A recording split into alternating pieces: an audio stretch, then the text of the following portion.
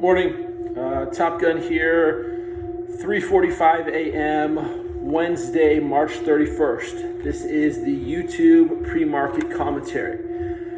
Okay, a close read of Prescott's March letter, a collision of macro narratives. So for those of you who don't know, Prescott Capital is a small 10-person, $200 million asset under management hedge fund led by Kevin Smith based in Denver, Colorado, who I happen to believe are the best investors in the world. And that's because their macro perspective is simply unparalleled and on full demonstration in the March letter. So let's get to it. So Prescott divides the macro perspectives into two. The first is the reflationist perspective, which is dominant in financial markets right now and determining financial market prices. And so the reflationists believe that all this pent-up demand that's going to be released once the coronavirus is contained is going to lead to an early 1920s type of economic boom. Okay. On the other side are the deflationists who think that the stock market is in a bubble and it's going to crash, but it's going to lead to consumer price deflation. Prescott writes, in a deflationary reset, the debt burden tends to suck the liquidity out of the financial system, causing a stock market crash, rising unemployment, and depressed consumer prices while money velocity collapses.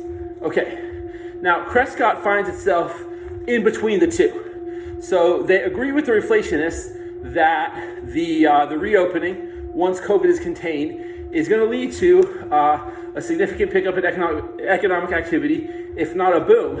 However, where they disagree is that this is already priced into stock prices. And this is shown in a number of valuation metrics. And I've written about this.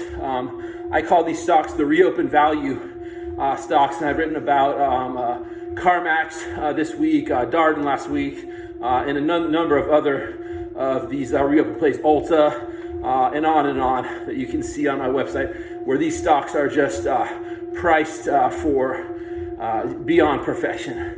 So now where they agree with the deflationists is they think that this time the monetary and fiscal policy responses to the coronavirus are going to filter out into the real economy this time and lead to consumer price inflation. And it's that's going to lead to a rise in interest rates and a stock market bust.